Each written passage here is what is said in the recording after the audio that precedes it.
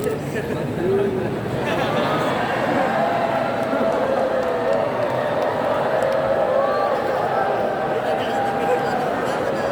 SG-nya nanti.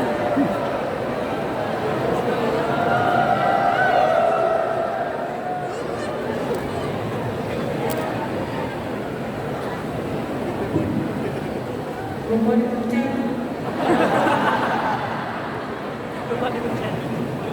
Bismillahirrahmanirrahim.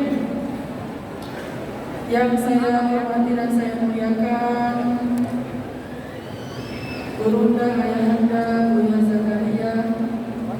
Yang saya hormati dan saya muliakan Bapak Wali Kota Metro, Bapak Wakil Wali Kota, Bapak Kapolres, Masya Allah, yang sudah juga membersamai kita, para ustadz, para alim ulama, dan yang saya banggakan adalah anak-anak muda Lampung. Tabibun. Ya pun. Assalamualaikum warahmatullahi wabarakatuh.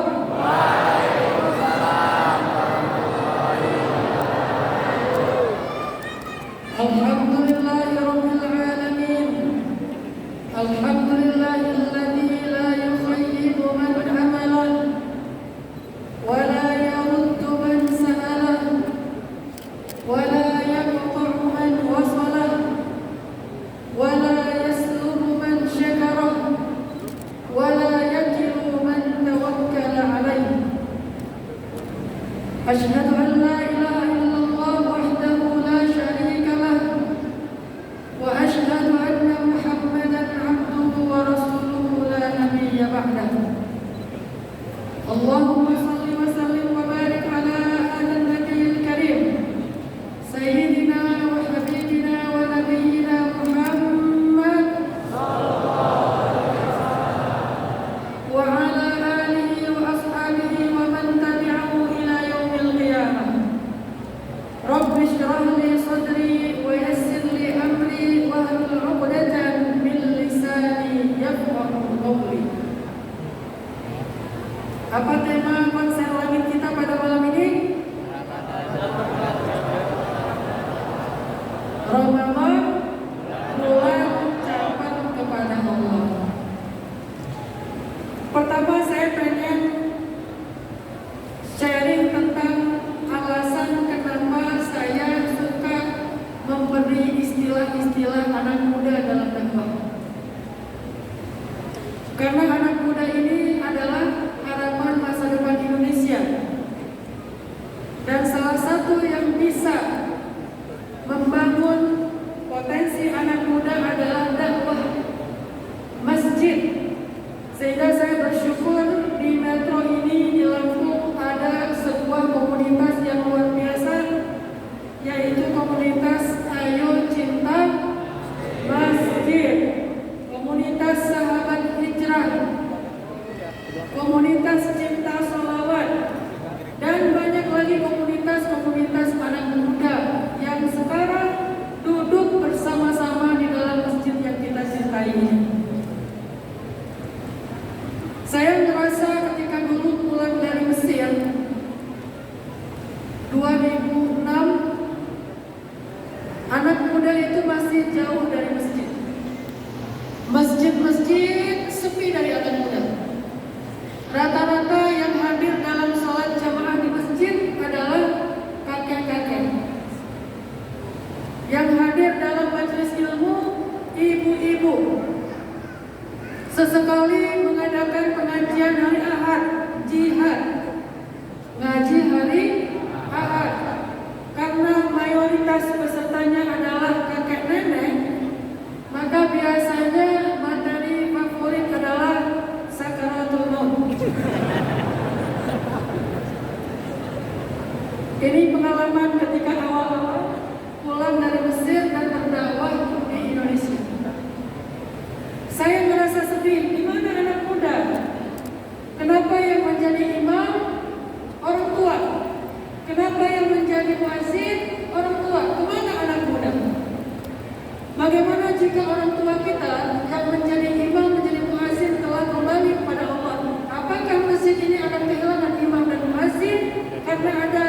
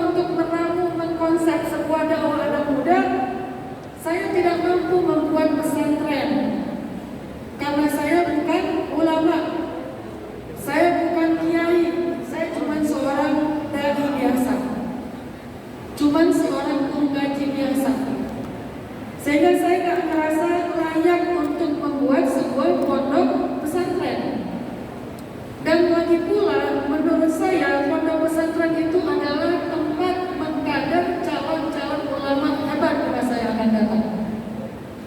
Sehingga materinya berat. Ngaji kitab kuning, bedah namu sarafnya. Karena ada beberapa orang yang saya kenal belajar saraf, kena sarafnya. Saking beratnya ilmu saraf. Harus menghafal, tasrif. Ini buat anak muda pada umumnya berat. Sehingga kalau pesantren dijadikan sebagai satu-satunya media mendakwahi anak muda, itu sedikit yang akan nyantol. Coba di sini saya pengen lihat ya, teman-teman, siapa di antara kalian yang pernah atau sedang nyantri di pesantren? Boleh angkat tangan. Yang nyantri di pesantren aja, bukan pesantren kilat ya, pesantren beneran. Coba berapa orang? 1, 2, 3. 3 hari sih. Oke, Masya Allah, banyak. Tapi ternyata sekarang saya tanya lagi, yang tidak pernah nyantri di pesantren. Kok saya ikut-ikutan ya? Ternyata yang tidak pernah nyantri di pesantren jauh lebih banyak. Ini sebuah realitas dari anak muda. Sehingga karena saya merasa nggak sanggup untuk membuat pesantren, saya berpikir keras gimana cara mendakwahi anak muda supaya mereka dekat dengan rumah Allah, supaya anak muda ini cinta dengan Al-Quran, supaya anak muda ini mau duduk di dalam majelis ilmu. Gimana caranya? Sedangkan kalau kita buka pesantren, bahkan pesantren kilat sekalipun, saking kilatnya nggak sempat masuk udah selesai. Kilat. Ternyata yang daftar juga walaupun sudah kilat sedikit. Akhirnya saya mikir, saya menemukan sebuah ide gagasan. Saya nggak bisa bikin pesantren, tapi insya Allah saya pengen bikin tren. Sehingga pesan-pesan Islam akan kita sebar melalui tren di tengah-tengah anak muda. Maka akhirnya kita membuat sebuah gerakan dengan hashtag pesan_tren. Trennya pakai D. Pesan tren. Bukan pesan tren, tetapi pesan ada saktahnya. Pesan tren, bukan pesan tren. Walaupun kalau disebut mirip tuh, pesantren sama. Tapi pas dibaca teksnya, oh ini bukan pesantren, tapi ini pesan yang diangkat menjadi tren di tengah anak muda. Lalu kita berpikir kira-kira di antara pesan dakwah Islam apa yang kita bisa jadikan sebagai tren. Akhirnya kita mengangkat satu pesan Islam sebagai tren, yaitu hijrah. Hijrah kita jadikan tren di tengah anak muda di tahun 2015 awal. Sehingga akhirnya ketika hijrah sudah menjadi trending, menjadi lifestyle anak muda, mulailah masjid-masjid ramai dengan anak muda. Sampai malam ini kita menyaksikan realitas baru, di mana anak muda Indonesia memenuhi semua masjid yang ada di Indonesia. Takbir! Allahu Akbar. Alhamdulillah beberapa kali saya ke Turki. Masjidnya megah-megah, muazzinnya keren. Allahu Akbar, Allahu Akbar. Turki. Masjidnya megah, muazzinnya suaranya tinggi, melengking. Imamnya bacanya surat Al-Fatihah. Inna fatahna laka fathan mubina liyaghfir laka Allahu ma taqaddama min dhanbika wa ma ta'akhkhar. Ayat tentang kemenangan. Tapi ketika saya masuk ke dalam masjidnya, termasuk masjid yang baru saja diresmikan, yaitu Masjid Hagia Sophia, masjidnya sepi. Turki hebat, Turki keren, tetapi anak muda Turki gak seperti anak muda Indonesia. Anak muda Indonesia lebih dahsyat, sehingga anak muda Indonesia menjadi harapan masa depan Islam.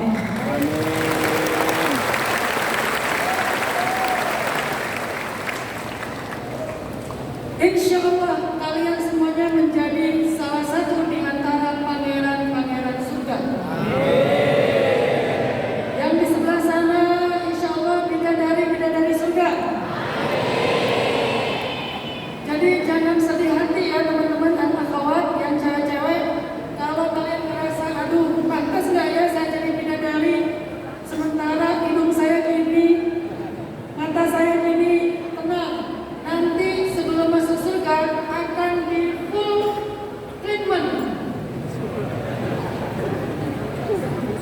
di makeovernya luar biasa sama Allah, sehingga tiba-tiba menjadi matanya yang tadi mungkin sederhana, tiba-tiba matanya besar. Kok bisa besar? Karena bidadari dalam bahasa Arab istilahnya hurul ain. Apa arti hurul ain? Ain itu artinya mata. Hur artinya yang matanya besar.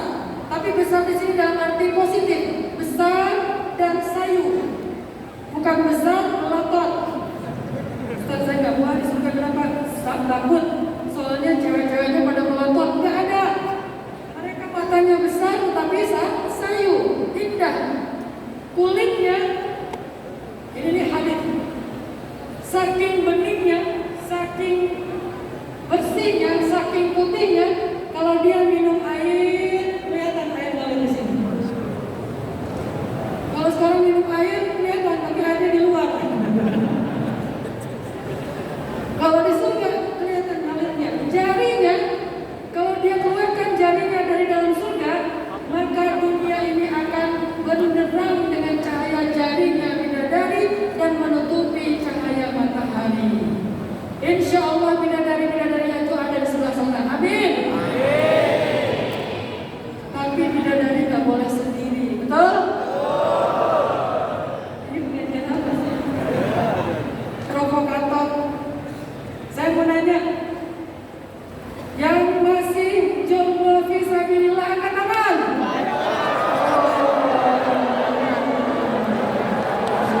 Luar biasa. Ternyata ada yang angkat tangan di depan, Pak. Masya Allah. Ternyata yang jomblo ada di belakang, ada di depan. Malu-malu angkat tangan. Saya doakan mudah-mudahan jomblo fisabilillah Lampung atau khususnya Kota Metro tahun ini adalah tahun terakhir sahur sendiri. Amin. Tahun depan sahurnya berdua. Amin. Sama teman kos-kosan. Amin. Tiap tahun malah. Oke teman-teman, balik lagi ke cerita tadi, hijrah. Sehingga ketika hijrah sudah menjadi sebuah lifestyle anak muda, saya mencoba untuk mengajak anak muda kepada Islam dengan bahasa-bahasa yang anak muda itu akrab di telinga mereka. Ini namanya tarjamatul mu'asarah atau terjemah jadidah, terjemah kontemporer, terjemah baru. Bukan teksnya yang kita ubah, tapi terjemahnya yang kita ubah. Saya mau nanya sekarang, boleh nggak kita menerjemahkan Al-Quran ke bahasa Korea? Tidak boleh. Ada yang bilang tidak boleh. Boleh nggak kita terjemahin Al-Quran ke bahasa Korea? Boleh nggak? Boleh. Tapi kan bahasa itu dipakai sama opa-opa. Boleh? Tapi kan bahasa itu dipakai sama army, dipakai sama fans BTS. Bangsa muda, ya. Boleh nggak menerjemahkan Al-Quran ke bahasa Korea? Boleh? Boleh, walaupun dipakai sama BTS atau K-pop atau Dragon, nggak apa-apa karena itu terjemah. Boleh nggak menerjemahkan Al-Quran ke bahasa India? Tapi kan dipakai sama kuch-kuch hutahe.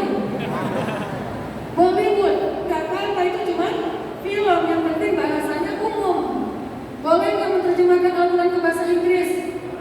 Nggak banyak, tapi kan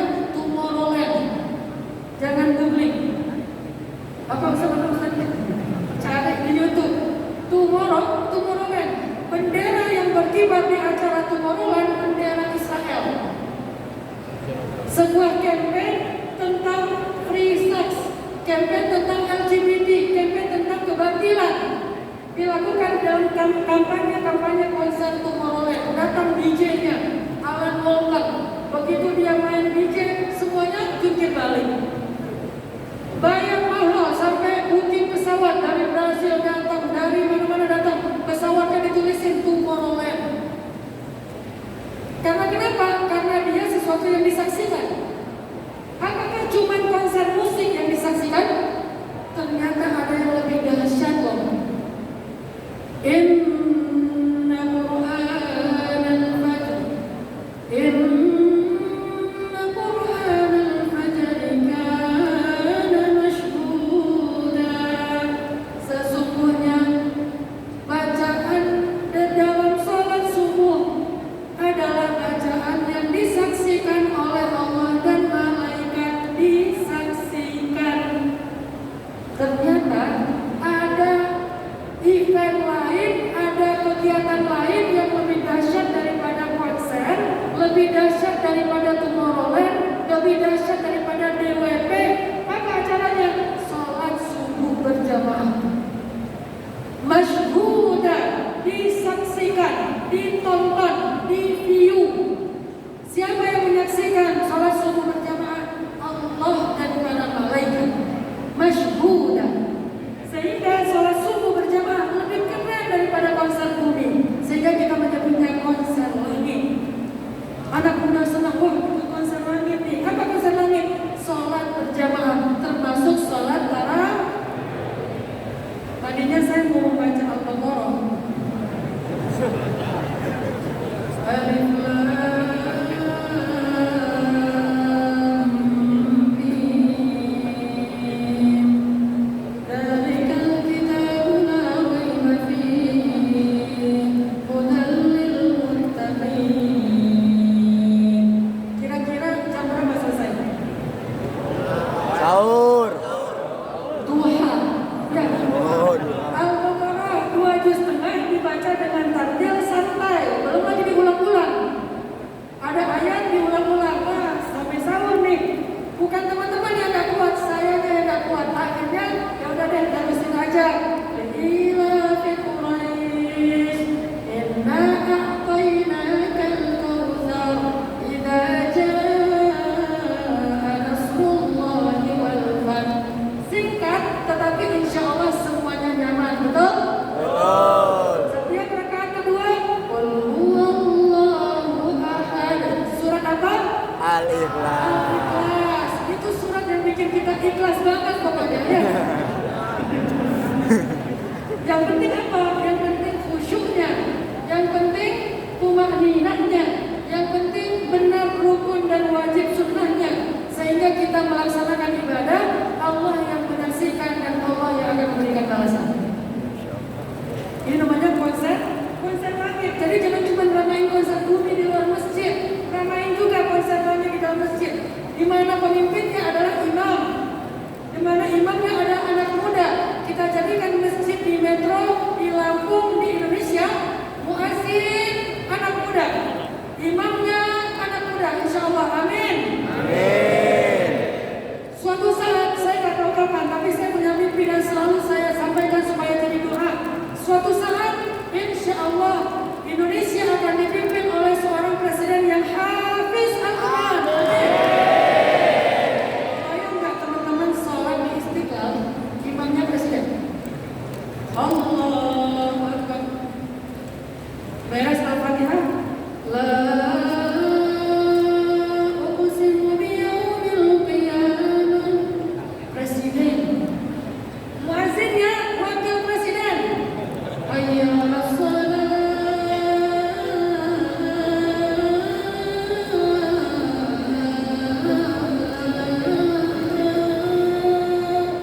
Wakil presiden yang manggil. Seolah-olah wakil presiden mengatakan, wahai penduduk Indonesia, ayo kita menghadap Allah. Ayo kita menghadap Allah. Allah berikan falah, keberuntungan dan kebaikan untuk bangsa Indonesia. Wakil presiden yang manggil sholat. As-salatu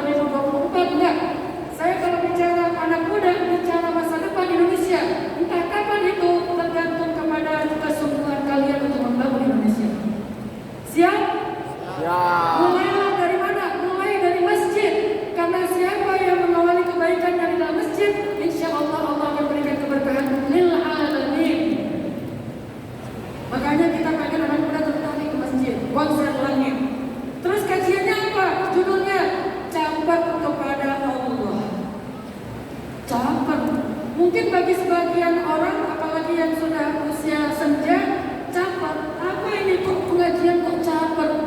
Itu masih mending. Saya punya pengajian judulnya Jomblo Fisabilillah. Apa itu jomblo fisabilillah?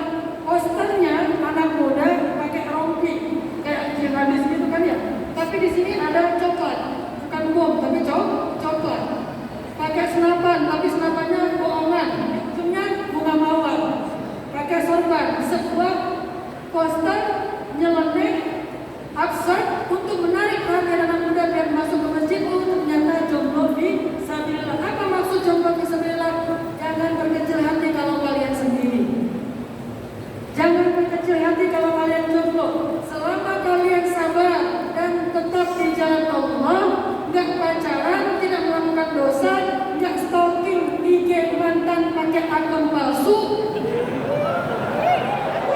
insya Allah berarti kalian fisabilillah. Ada yang gitu nggak? Sama. Nggak, saya nggak punya mantan insya Allah. Tapi akun yang lain ada dong. Kalau kita punya akun tentang akun, wah melihat tentang bola. Kan saya suka melihat olahraga nih. Saya senang olahraga ekstrim. Dulu diajak teman-teman main skateboard, main surfing. Saya dengar di Lampung juga ada sport surfing ya. Cuman ombaknya untuk pro, bukan yang amatiran kayak saya. Saya pernah tuh lagi main surfing, akan ombak 3 meter. Saya lagi pedal sama teman saya, juara internasional surfer. Dia aja melihat ombak, teriak Allahu Akbar. Saya innalillah. Kalau dia yang pro dia Allahu Akbar, saya amatiran bilangnya inna ke gulung karena nggak sempat ngelak, nggak bisa dive karena udah terlalu dekat. Akhirnya ke gulung, keseret di bawah, pas keluar di pantai tiba-tiba nggak berdarah. Right bro. Surfing, skateboard, snowboarding, wake surf, free dive, alhamdulillah semuanya saya coba. Kenapa? Karena saya pengen nunjukin ke anak muda, kalau kalian udah hijrah, hidup kalian tetap bisa fun kok.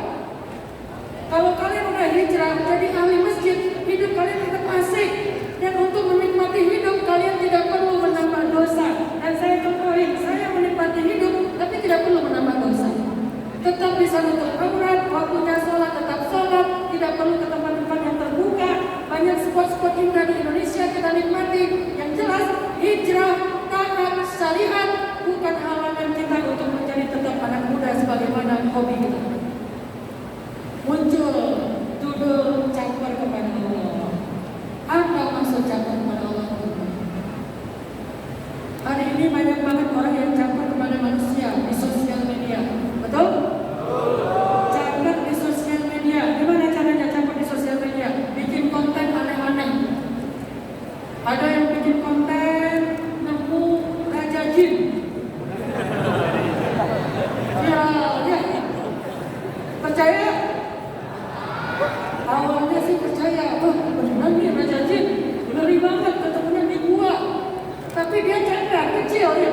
Ternyata itu adalah kaki sapi yang disatuin sama ceker ayam, dikasih mata, terus direbus, dimasak. Katanya saya makan di raja jin. Viral. Caper kepada manusia di sosial media. Ada lagi yang bikin konten ngehalangin truk. Siapa yang bisa ngehalangin truk sampai berhenti? Hebat ya. Temennya videoin, pada rumah celaka. Ada lagi yang bikin konten di bawah rel kereta api. Begitu kereta lewat, di videoin dari bawah. Viral. Lalu para netizen bukan memuji, membuli. Dihujat sama netizen. Bukan nambah followers, unfollow berjamaah. Artinya, anak muda itu senang untuk caper. Kadang-kadang kita caper ke seseorang, kita kirim WA. WA yang paling efektif dikirim ke apa coba? Kalau kita lagi caper, apa? Emoticon? Ada emoticon guling-guling, ada yang air matanya banyak. Nggak efektif. Yang paling efektif, kirim Assalamualaikum warahmatullahi wabarakatuh. Pasti dibalas. Karena kalau nggak dibalas, dosa. Begitu dia lihat ada nomor masuk WA,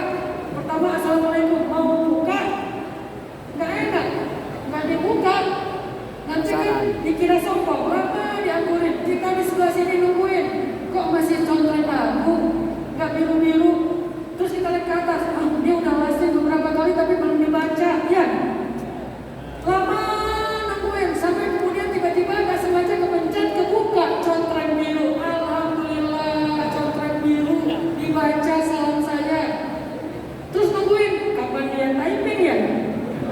Kapan dibalas ya? Kok nggak dibalas sih? Nungguin, lihat HP terus ada di depan HP. Kok nggak dibalas-balas? Setelah berjam-jam dia nunggu, tiba-tiba yang di sebelah sana typing. Begitu typing, screenshot. Typingnya aja di screenshot. Udah gitu story, gue dapet typing nih. Dapet typing aja bangga. Dia padahal nggak typing loh, cuman ngeklik bagian teks, belum nulis kan statusnya typing. Balas nggak ya? Balas nggak ya? Balasnya gimana nih? Nanti kalau dia GR gimana? Ya udah nggak jadi deh. Udah typing lama ditungguin, ternyata lasin lagi. Ya. Capek, teman-teman capek, manusia itu capek. Pernah kayak gitu, saya pulang sama istri. Ketika istri lagi ngambek, saya kirim assalamualaikum. Harus dibalas dong. Apalagi dari suami. Assalamualaikum ya.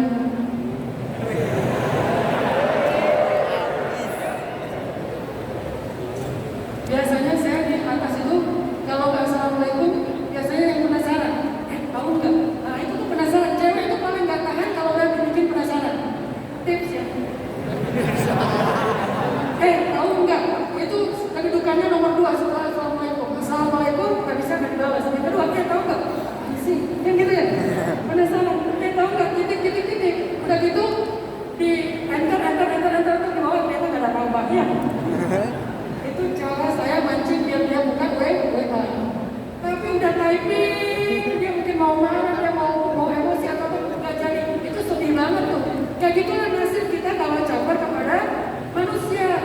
Suami caper ke istri, pulang cerita tadi di jalan macet, pekerjaan banyak, dimarahin atasan, bla bla bla bla.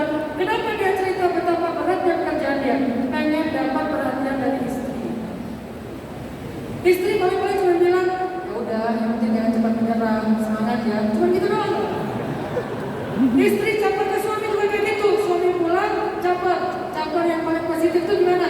Dandan, make up, ukir alis, saya ukir gigi sebelah, lipstick, ada yang glossy, ada yang doff, matte. Mau yang pakai yang mana ya? Glossy atau yang matte? Ya udah deh, dua-duanya yang di atas glossy, yang di bawah matte. Tebel, saking tebelnya dari jarak sekilo kelihatan lipsticknya doang ya. Masya Allah, capek. Begitu suami datang, istrinya udah siap, udah dandan, udah cantik, udah make up-an, pakai baju yang kesukaan suami. Suami ngelirik juga enggak. Itulah caper kepada manusia. Masakin masakan kesukaan suami, beresin rumah supaya suami nyaman, mulai manja sama suami. Ternyata suami langsung berangkat di tidur. Itulah nasib kalau kita caper sama manusia. Kalau kalian nggak mau kecewa, karena kita caper manusia itu sering kecewa. Netizen karena kita kecewa, pasangan karena kita nggak maksimal dapat apa yang kita harapin. Apalagi kita teman, kita caper-caperan di grup WA, ternyata grupnya sepi. Soalnya mereka bikin grup baru, cuma kita doang yang di-invite. Itu kalau kita caper kepada manusia. Tapi kalau kalian nggak mau kecewa, caperlah kepada Allah Subhanahu wa Ta'ala. Pasti langsung direspon, nggak pakai delay. Langsung direspon, nggak ada cerita dianggurin. Kalau bahasa teks langsung typing, langsung kirim. Dalam respon yang sangat cepat, Allah itu sangat merespon hambanya. Wa idza sa'alaka ibadi anni fa inni qarib ujibu da'watad da'i idza da'an. Kalau kita berdoa, kalau dalam bahasa tadi kirim SMS. Kalau kita berdoa kepada Allah, Allah langsung puji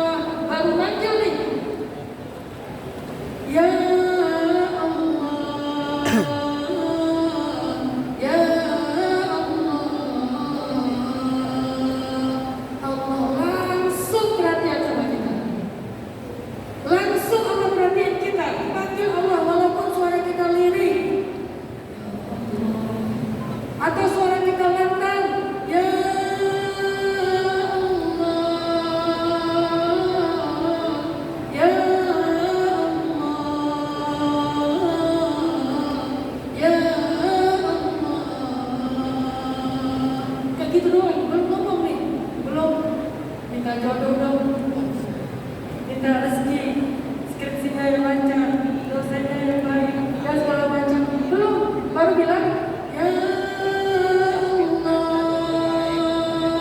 Allah langsung respon, Allah menjawab, labbaika abadi, labbaika abadi, labbaika abadi. Ada apa hambaku? Coba lihat betapa baiknya. Walaupun kita pendosa sekalipun, ketika kita panggil nama Allah, bahkan kita lalai, Allah yang panggil kita. Qul ya ibadi, qul ya ibadi alladzina asrafu ala anfusihim, la taqnatu min rahmatillah,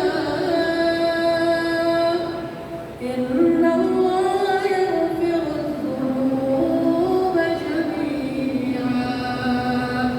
Walaupun kita banyak dosa, Allah masih manggil kita, wahai hambaku, masih dianggap hambanya. Allah gak bilang, ya asik, wahai pendosa, ya mudmin, wahai orang yang banyak dosa, ya ayyuhal insan. Bukan, tapi Allah memanggil pendosa ini dengan kasih sayangnya, di mana Allah berfirman, ya ibadi, hambaku. Campurlah kepada zat yang sangat maha penyayang dan penyayang. Rugi loh kita bisa-bisa campur kepada makhluk, sementara kita ngakuin Allah yang maha merespon segala kebutuhan kita. Kita panggil Allah walaupun di dalam dasar lautan. Siapa yang pernah panggil Allah di dasar lautan? Yunus alaihissalam. La ilaha illa anta, la ilaha illa anta subhanak inni kuntu minadh dhalimin. Sambil nangis, subhanak inni kuntu minadh dhalimin. Dengan suara lirih, di mana Nabi Yunus memanggil Allah? Di dalam 3 kegelapan. Fi dhulumatin thalat. Di dalam 3 kegelapan Nabi Yunus memanggil Allah. 1, kegelapan perut ikan Hud. 2, gelapnya lautan yang dalam. Dan 3, gelapnya malam. Di dalam dhulumatin thalat, di dalam 3 kegelapan itu Nabi Yunus memanggil Rabbi, Rabbi, Rabbi, asaituka Rabbi faghfirli.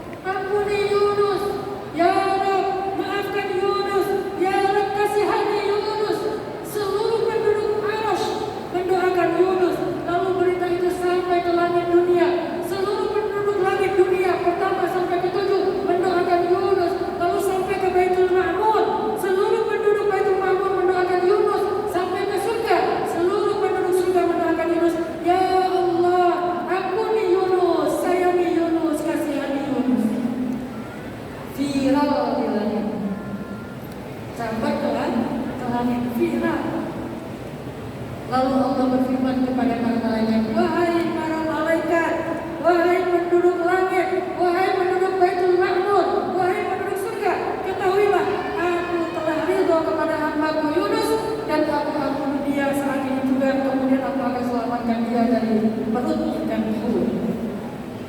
Ini yang namanya cinta kepada Allah. Diresponnya cepat. Panggil saja kalau ada masalah, panggil Allah. Amman yujibul mudtarra idza da'an.